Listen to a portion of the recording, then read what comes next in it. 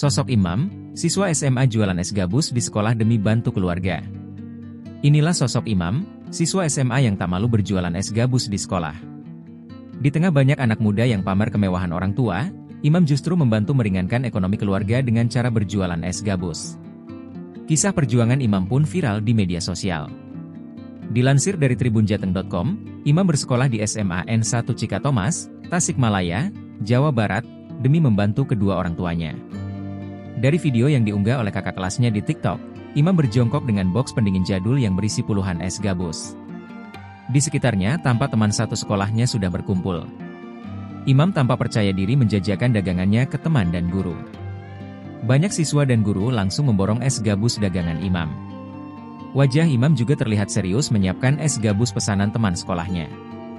Dengan lihai, es gabus tersebut diberi topping susu coklat di atasnya. Berjualan es gabus di sekolah juga tak menghalangi dirinya dalam berpenampilan. Dari beberapa postingan, terlihat Imam berjualan sembari mengenakan topi yang dipakainya dengan arah terbalik.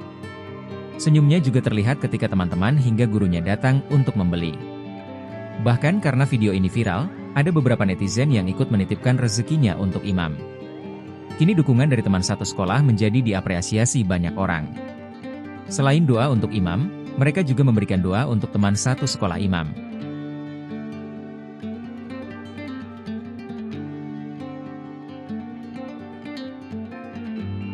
Download Tribun X sekarang, menghadirkan lokal menjadi Indonesia.